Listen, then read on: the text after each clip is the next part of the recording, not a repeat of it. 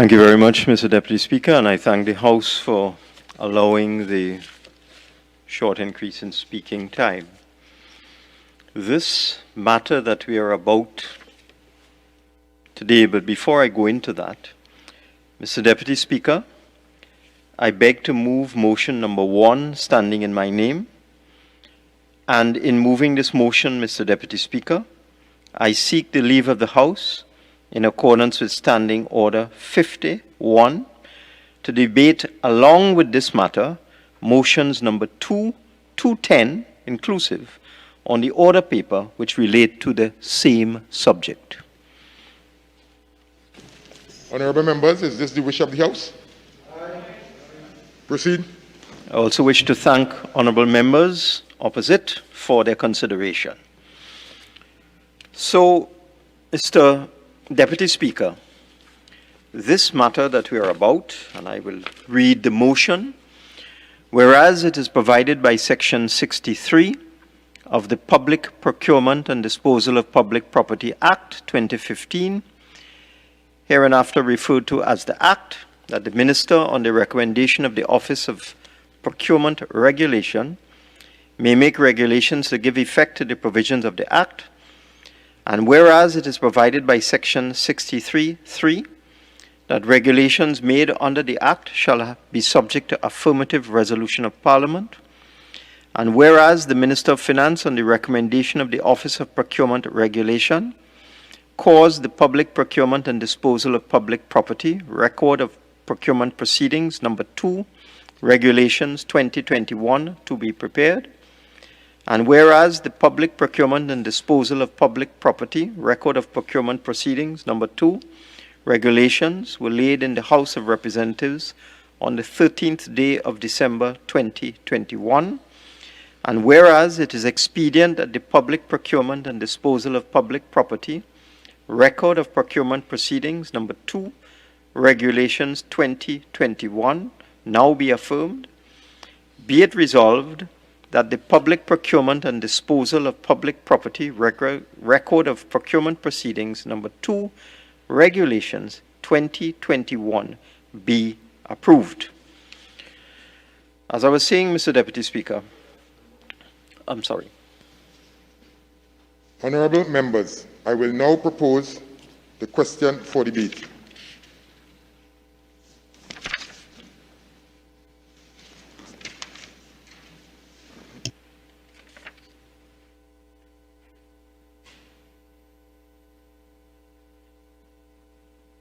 Right. Proceed, member. Thank you very much.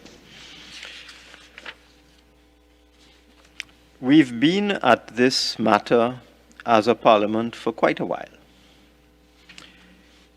With respect to the regulations that we are dealing with today, these were first laid in this House in July of 2021, just before we went on the recess. And a suitable period was given for public comment. We received quite significant public comment and relayed the regulations in September of 2021, just before the budget exercise. Again, we allowed further public comment.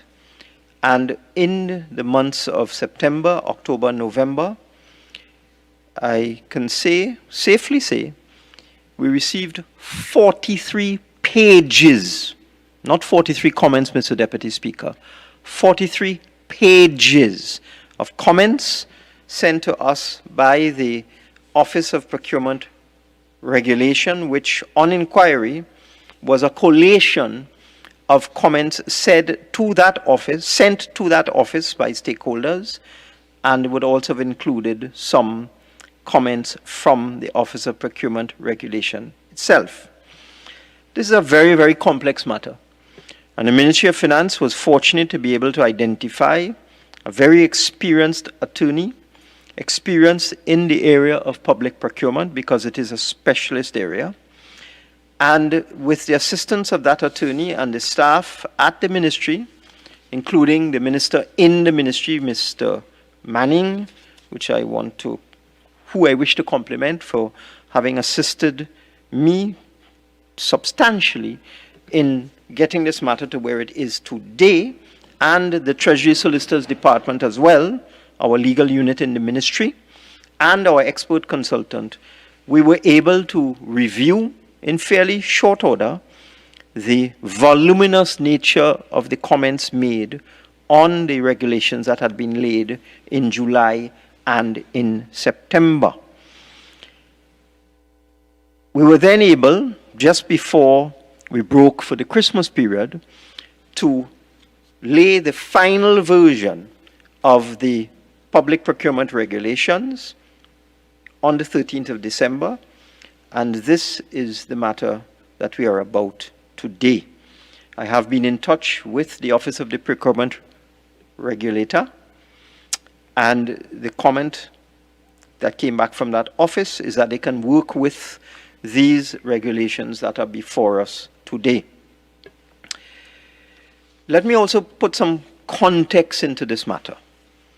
It is not very well known that there has been a plethora of decisions in the courts over the years as to the extent to which a court can get involved in the award of contracts, particularly within the public sector. And the effect of all of the decisions, which go way, way back many, many years, and include two decisions in Trinidad and Tobago, two quite well-known decisions. One of them was the case of NH International versus Udicot, and the other was a case involving Spancrete and again Udicot. The first case was over the construction of a building, or the award of a contract for the construction of a building. And the second one that I referred to, although it preceded it, was with respect to the award of a contract for an overpass or an interchange at the intersection of the Uriah Butler and the Churchill Roosevelt highways. The court in both instances, in the case of NH International versus Udicot, at first instance, and in the Court of Appeal, the court concluded that there were insufficient public law elements involved in the matter to allow the court to intervene and to stand in the shoes, as it were, of the evaluation committee and determine whether the contract award should be set aside or varied, as the case may be. A similar decision was arrived at in the Spancrete case, in the case of the interchange, and the judge, I believe it was Justice Mohammed, arrived at a similar conclusion using Canadian authorities at the time. So that the law in Trinidad and Tobago and the law in the English common law jurisdictions was that unless there are sufficient public law elements within our procurement regime, a court would not easily intervene in a matter of an award of a contract unless it can demonstrate that there were allegations of corruption that could be proven, breaches of statutory duties and obligations. So, following in particular that case, that NH versus Udicot case, there was a movement coming from our local construction industry that we get to the point of introducing public law elements into our procurement process. And I'll explain what I mean by a public law element. In the European Union, for example, there's a very sophisticated procurement regime governed by legislation and subsidiary legislation, and there's continuous upgrade and amendment of their procurement laws, so that tender rules in the European Union are actually prescribed in law. In our situation, the only public law element in our environment is what is known as the Central Tenders Board. And it is possible for an aggrieved contractor to go to court and seek judicial review of a decision of the Central Tenders Board. But many contract awards, in fact, the most contract awards in Trinidad and Tobago, now for many, many years, are done by way of state enterprises, by wholly owned state enterprises such as NIPDEC, or quasi-state enterprises such as NIPDEC, wholly owned enterprises such as NIDCO, such as UDCOT, and so on. And while a contractor could challenge the Central Tenders Board, the development of the law did not allow a contractor to easily challenge an award made by a state enterprise, unless, as I said, they could prove fraud or breach of obligation. So there was this movement within the construction industry that we create a public procurement regime that will allow the court to intervene in a matter if there is a breach of process. And the evolution of all of this is what we are talking about today. We are looking now, there is an act, the Public Procurement and Disposal of Public Property Act, but the act cannot operate without subsidiary legislation, which is the regulations that are before us today. I want to tell honourable members, there is a view that this will be the panacea and the solution to all problems in Trinidad and Tobago with respect to procurement. But understand what we are doing today. Today, we are for the first time introducing public law elements into the procurement by state enterprises. And we will now be inviting the court to get involved in the award of contracts by state enterprises. It is not as simple as I just expressed. Of course, you have an intervening body. You have the Office of the Procurement Regulator, who would establish rules and guidelines and serve as an arbiter in the middle in terms of dealing with disputes. You have a review board, you have an appeal board, you have quite a sophisticated alternative dispute resolution process in the middle there.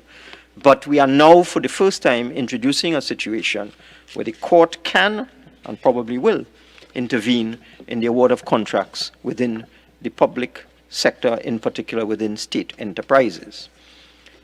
So let's deal with the matter at hand now. And Mr. Deputy Speaker, how much more time do I have? You finish at 3:18. Okay. All right, thank you. Just over half an hour.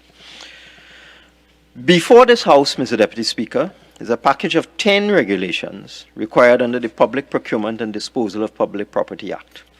These are the Public Procurement and Disposal of Public Property Participation in Procurement, number 2, Regulations 2021.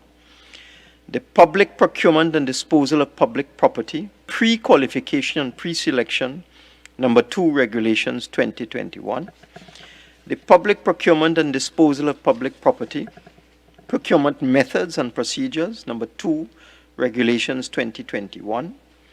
The Public Procurement and Disposal of Public Property Ineligibility Proceedings, number 2, Regulations 2021. The Public Procurement and Disposal of Public Property Challenge Proceedings, number 2, Regulations 2021. The Public Procurement and Disposal of Public Property Record of Procurement Proceedings, Regulations. The Public Procurement and Disposal of Public Property Retention and Disposal of Personal Property, Regulations 2021. And the last 3, the Public Procurement and Disposal of Public Property Evaluation Regulations 2021. The Public Procurement and Disposal of Public Property Miscellaneous Regulations 2021. And the Public Procurement and Disposal of Public Property Procurement of Consultants Regulations 2021. As indicated previously, these regulations were laid in the House on the 2nd of July 2021. And from July 2nd to November 26, 2021, the regulations were open to public comment through the Ministry of Finance, through the Parliament, and also through the Office of Procurement Regulation. As I indicated previously, all of the voluminous comments were considered, adjustments were made, and the regulations were once again laid in the House on the 13th of December 2021. These 10 regulations provide a very important underpinning of the Public Procurement and Disposal of Public Property Act, and give details and mechanisms for critical matters and procedures required under the Act. They set the stage for the ensuing full proclamation of the Public Procurement and Disposal of Public Property Act, an event that has attracted much attention over time, and an event which it is felt and believed requires introduction in order to modernize the mode of doing business within the public sector and also to allow greater transparency. These regulations require affirmative resolution of Parliament, but I will also touch on other regulations required under the Act that do not, that would become law unless negatived by negative resolution. The additional regulations that I have just spoken about touch and concern the Review Board, an important entity under the Act that has oversight of the Office of Procurement Regulation on certain matters, because what we are trying to do is to avoid the first default or the first consequence of a grievance being litigation and an approach to the court.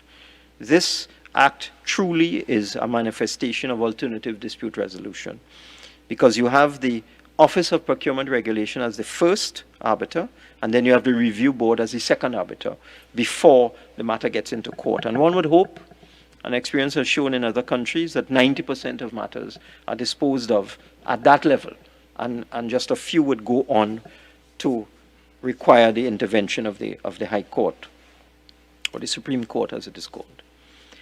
Now let us look at the actual 10 regulations I just announced. Firstly, the Public Procurement and Disposal of Public Property Participation Procurement Number 2 Regulations 2021. Participation in procurement is required for the establishment of the rules.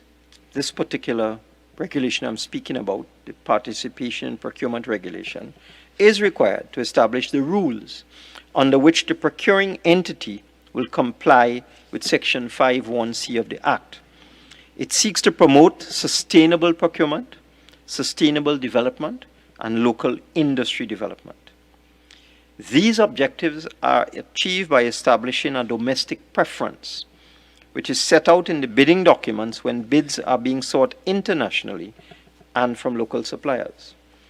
A margin of preference is a measure that recognizes the benefits of domestic goods or services and applies to goods manufactured exclusively in Trinidad and Tobago, goods partially manufactured or assembled in Trinidad and Tobago, where the supplier or contractors established to the satisfaction of the contracting entity that the proportion of domestic value, local content, added to the total value of those goods is equal to or greater than 35% of the ex-work price of the goods.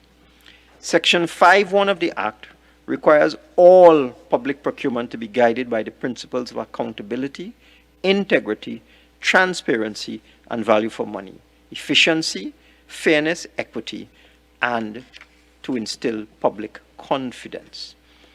This regulation, number 1, therefore supports government's priority of economic growth by making procurement proceeds more transparent and effective for businesses and public bodies. Focus is placed on getting the right supplier with the best bids and enabling suppliers to compete in a more effective and transparent manner. These provisions are in keeping with the government's priority of ensuring that local companies, particularly small and medium enterprises, benefit from public procurement, which is a driver for economic growth. In addition, in their bids, suppliers and contractors are required to certify that the necessary capacity exists where domestic value is to be added. In the case of international competitive bids, a preference may be applied to bids that propose the employment of 65% or more of domestic labor. In applying a preference, the nationality of the manufacturer, supplier, or contractor would not be a condition for eligibility, just the 65% local content I just referred to. Mr. Deputy Speaker, the bidding and solicitation documents must also state the documentation required as evidence of eligibility for the margin of preference, the percentage of the margin, and the manner in which it would be applied during evaluation. The maximum percentage permitted to be added for domestic preference, that is to say, for contractors and suppliers based in Trinidad and Tobago, in these regulations is 10%. So that local contractors will be given a preference margin of 10% when bidding against international contractors. Regulations 6.1 to 6.8 set out the rules by which the office will fulfill the requirements of Section 26.1 of the Act, which requires the office to establish a database known as the Procurement Depository, where suppliers or contractors can submit information on their qualifications and experience. Regulation 6.5 ensures that suppliers or contractors registered in the Procurement Depository continue to maintain a registered status unless they are added to the ineligibility list in accordance with Section 58.6 of the Act. Regulation 6.8 makes it an offense to give false information or make false statements to the office in relation to the Procurement Depository database, and such an offense is liable on conviction to a fine of $500,000 or imprisonment of 1 year.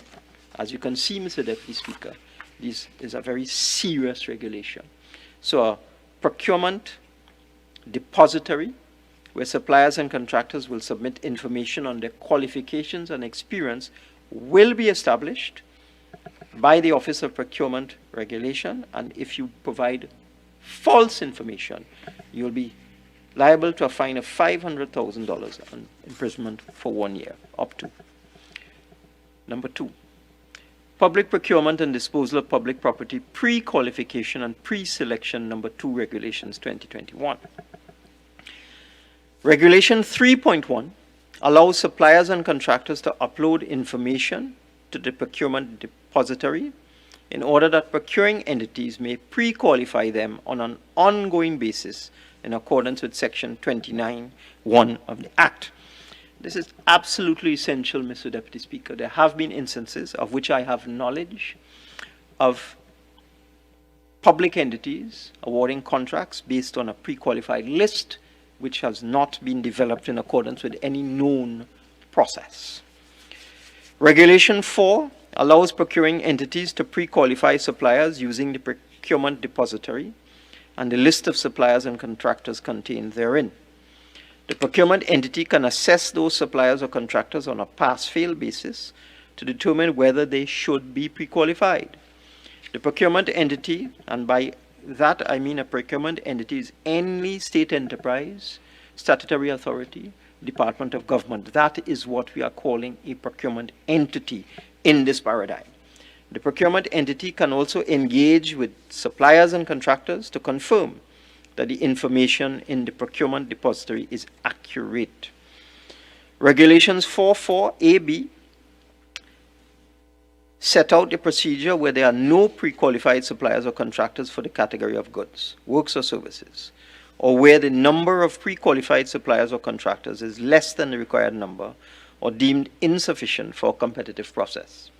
That would then lead to selective tendering or sole select tendering. Regulation 4.5 requires that in situations outlined above, the procuring entity must issue a public invitation to pre-qualify. So no secret pre-qualification, must be done publicly. Regulation 5 outlines the information required by procuring entities from suppliers or contractors pre-qualifying and ensures that the requirements of Section 29.1 of the Act are satisfied. Regulation 6.1 requires the procuring entity to respond within a reasonable time. Moreover, Regulation 6.3, and by the way, Mr. Deputy Speaker, these regulations, these numbers I am calling are within the rubric of the overall set of regulations, whether it's number 2, number 3, and so on.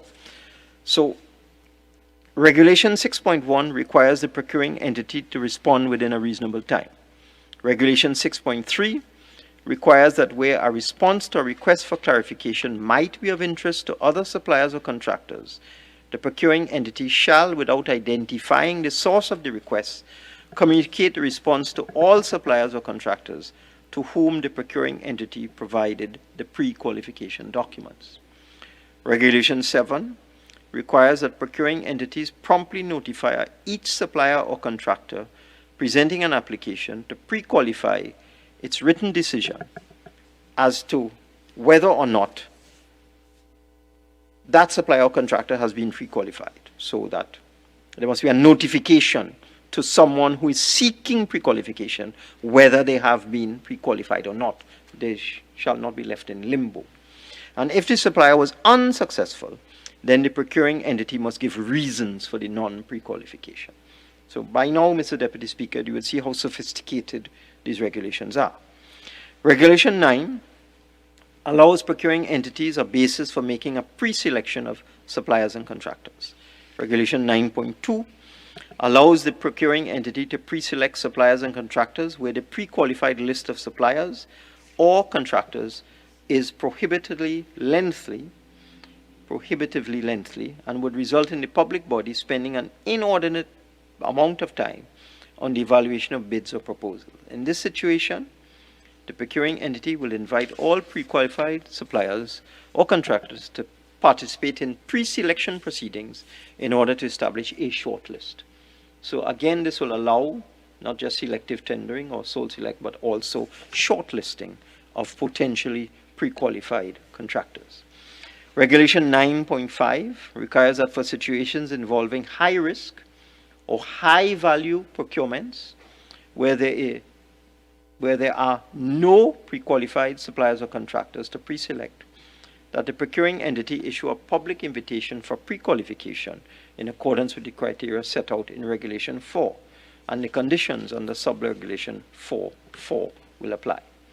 Regulation 10 requires that an invitation for pre-selection specify the minimum and maximum number of suppliers that would be invited to submit a bid or proposal post the pre-selection exercise. Regulation 11 regulates the use of the pre-selection option by procuring entities by stating it shall be issued a prerequisite in relation to a specific procurement activity. Regulation 12 requires that pre-selected applicants be assessed against additional evaluation scoring relevant to the procurement proceedings in question, with a maximum and minimum score applied to each criterion, and the applicants being ranked in accordance with the overall scores obtained. So again, all of this is in the interest of transparency.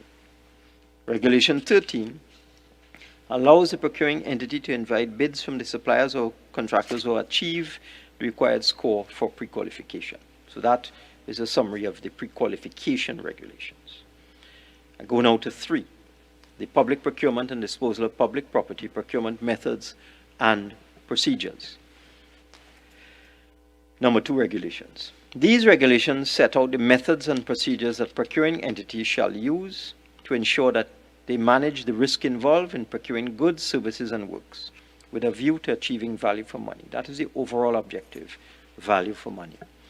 Regulation 3 stipulates that procuring entities develop an annual procurement plan, and Regulation 4 specifies that specific threshold values be established in special guidelines and handbooks, and procurement entities generally do not split transaction values. And I'm aware that this happens, that people attempt or do split transaction values so as to circumvent the approval process. Regulation 4.45 allows some flexibility to the general rule where there are clear and calculable economic or technical advantages. Regulation 5 to 7 outline the process of open bidding that procurement entities shall follow. Regulation 8 details the process for limited bidding. Regulations 10 to 14 cover other methods of procurement, including single source and sole source bidding. Regulation 17 provides for the establishment of framework agreements for works or services that are required on a repetitive basis. Regulation 21 provides for the establishment of a Procurement and Disposal Advisory Committee, the functions of the committee, and the officers of the procuring entity who shall form that committee. Regulation 22 outlines the information that must be included in an invitation to tender and stipulates that the information may be made available in electronic or hard copy format with minimum cost for printing and distribution. And this is fundamental. You don't want to restrict people from procurement by making them pay an excessive fee to get copies of tender documents, for example. So this is fundamental to the achievement of transparency under Section 5.1 of the Act. Regulation 28 stipulates the manner in which technical specifications must be communicated in order to avoid unfair advantage being granted to any supplier or contractor. Regulations 30 to 34 set out the criteria and methodology for the evaluation of bids and determining the successful supplier or contractor. Regulation 36 allows procuring entities to request advance payment guarantees where applicable. I go down to 4. These regulations provide the mechanism through which Section 58.4 of the Act shall be effected in eligibility proceedings. This requires the Minister, on the advice of the Office of Procurement Regulation, to specify the mechanism and manner for adding a supplier or contractor to the ineligibility list, and also for removing a supplier contractor from that list. And that is a list where persons are essentially disqualified from bidding on particular matters. Regulation 7 provides for 3 forms of ineligibility: a letter of reprimand, a conditional non-debarment, and for the most serious breaches of the Act, ineligibility for up to 10 years. This would be major fraud and so on, collusion, conspiracy, that sort of thing, conspiracy to defraud the public, and so on. Regulation 11 allows a supplier or contractor the opportunity to seek a review of the declaration of ineligibility where the supplier has complied with remedial measures or new evidence and facts emerge that exonerate the supplier or contractor. 5. Challenge proceedings. These regulations outline the mechanism by which a supplier or contractor may challenge the decision of a procuring entity for non-compliance with the Act or due to any action or decision likely to cause loss or injury, as provided for in Part 5, Sections 49 to 52 of the Act. Regulation 2 establishes the procedure for review and references the provisions of Section 51 and 2 of the Act.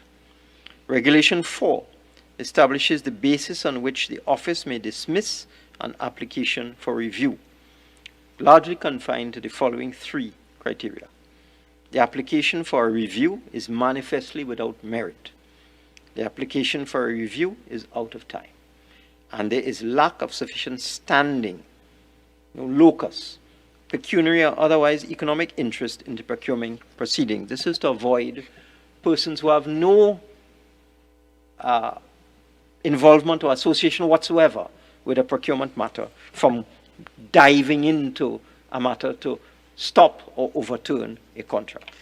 Regulations 5 and 6 establish the office as being responsible for conducting and managing applications for review.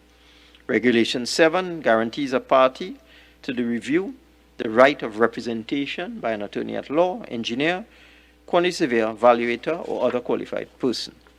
Regulations 8 and 9 establish the specifics on the submission of an application for review and the submission of a reply by the procuring entity. So again, that is the first stage in the process. The person would complain to the ministry, the state enterprise, the statutory authority, and ask for review.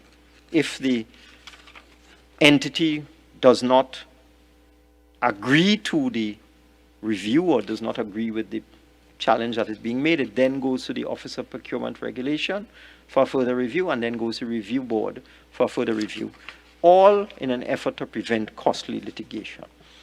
Regulation 11, subject to the provisions of Section 54 and 57 of the Act, provide the officer with the ability to consider whether or not procurement proceedings should be suspended. Regulations 12, 13, 14, and 15 set out the procedure for the hearing and the review. the sixth set of regulations, record of procurement proceedings. These regulations make it mandatory for each procuring entity to maintain an easily accessible record of each procurement proceeding and establishes the information that should form part of that record. The regulations also require that the procuring entity submit a summary of its procurement activities to the Office of Procurement Regulation in accordance with the handbooks and guidelines approved for the entity by the office. 7. Retention and disposal of personal property. These regulations outline the procedures for the retention and disposal of personal property, mainly assets other than real property, such as stores and equipment, covered by Part 6 of the Act. Regulations 3 and 4 stipulate a risk-based approach to the retention and disposal of personal property and require the office to approve handbooks and guidelines setting out procedures. Regulation 5 requires a public body to establish a written policy for the retention of stores and equipment in accordance with the good governance principles of accountability, transparency, integrity, and value for money. Regulation 6 mandates that public bodies be responsible for the disposal of its stores and equipment which are deemed unserviceable, obsolete, or surplus. Regulation 7.2 requires that where any disposal of personal property is made to an employee of a public body and the net book value or residual is in excess of $100,000, that the office be informed of the details of the item, disposal price, and the name of the employee. And we're talking about something like a motor car. Yeah, thanks. So it means that if a procuring entity wants to dispose of a motor car, for example, to one of its employees and the value is over $100,000, they must communicate with the office and let the Office of Public Procurement know so that action can be taken if necessary. 8. Evaluation. These evaluation regulations outline the factors that should be considered when evaluating submissions, including both the price and non-price factors. And there's a general concern that public bodies, when evaluating procurement submissions, are concerned only with the lowest price and do not properly evaluate life cycle costs. So somebody may bid to supply an item or may bid to provide some form of construction, but using inferior materials or using materials that are difficult to maintain. And this now empowers procuring entities to look not just at price, but to look at quality and to look at the item over its life cycle, which only makes sense. That is quite commonplace in developed countries. So this now requires that life cycle costing methodology be used to establish the total cost of ownership, which results in the achievement of one of the core principles of the Act, which is value for money. And the easiest example I can think of that is machinery and equipment. Somebody may tender, they may be lowest bidder, but the equipment may not be durable, it may mash up within a couple of weeks, and therefore the entire exercise will be an exercise in futility. So this now requires procurement entities to not just look at the actual bid price, but also at the life cycle costs of the equipment. That's very, very important. There are so many items that have been procured in the public space that within a short period of time have to be put aside and cannot be used. And therefore, one must look at all elements of price. The 9th set of regulations is the Miscellaneous Regulations. This allows the board, through Section 16 of the Act, to appoint committees for providing advice on any matter within its functions. This sets out a transparent method of appointments to these types of committees. So we will know who is advising the Office of the Procurement Regulator, the board, under Regulation 3.2, by way of a public invitation in at least one newspaper of such proposed appointment. So the board or the Office of Procurement Regulation will not be able to appoint persons to advise it in secret. Regulations would also set out terms and conditions under which these members would operate.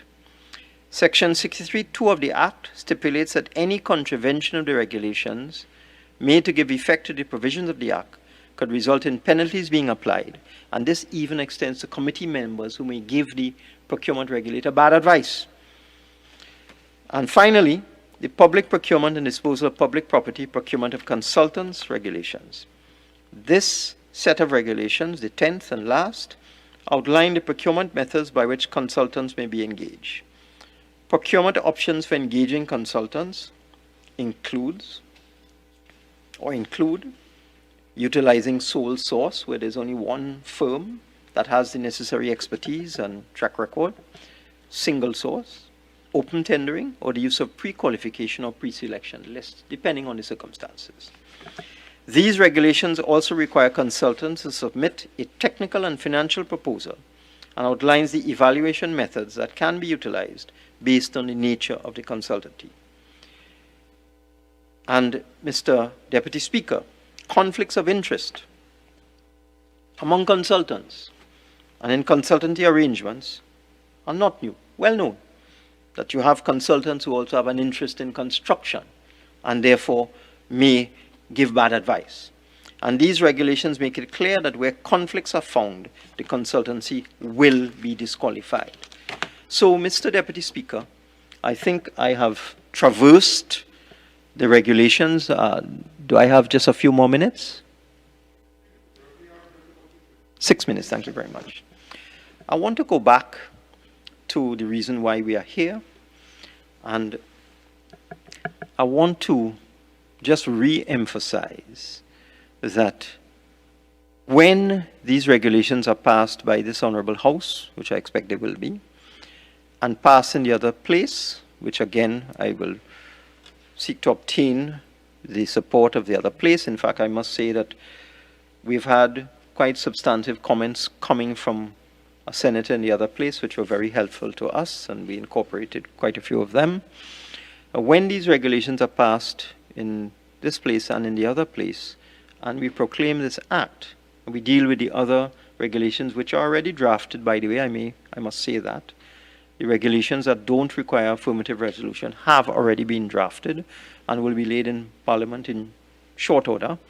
When we do that, we are going to be involved in a paradigm shift from what occurs at this point in time, where although a state-owned enterprise is a public body, the court at this point in time has held, both in Trinidad and abroad, in the United Kingdom, in Australia in particular, in Canada, where a lot of the learning has come with respect to the amenability of contract awards by state enterprises to judicial review. The current paradigm is that the commercial decisions of state enterprises are not subject to judicial review unless a prima facie case of fraud, corruption, or bad faith can be established. I want to repeat that. At this time, the commercial decisions of state enterprises are not subject to judicial review in Trinidad and Tobago unless a prima facie case of fraud, corruption, or bad faith can be established. What this is going to do now is going to allow someone who feels that the persons who evaluated his bid did not give him the correct number of points or did not take into account all the features of his bid or his particular circumstances. This will now allow the Office of the Procurement Regulator to get involved and sit in the shoes of the evaluators of the tender committees in state enterprises. This is a very serious move that we are making here. It is something that the country has asked for, and it has taken a very long time. You would have realized, Mr. Deputy Speaker, as I went through the summary of these regulations, because within the time permitted, that is all I could do. I could simply summarize the import, effect, and intent of the regulations. This is quite sophisticated. This is quite complex. It will lead to greater transparency. There's no two ways about that. And we shall see how it affects the the pace of development in the country. We shall see whether it is indeed the panacea that it is held out to be. But I'm very pleased, Mr. Deputy Speaker, to have been able to get the requisite assistance from expert consultants, from persons in my ministry, from... 2 more minutes, member. Yes, thank you. From the interventions, the comments, and the suggestions from the construction industry, and also other stakeholders. I'm very happy that we've been able to traverse this very complex path and get to the point where we are today, where I am able to debate these 10 sets of regulations and put us well on the way in the very near future to the full proclamation and implementation of the Public Procurement and Disposal of Property Act. And I beg to move, Mr. Deputy Speaker.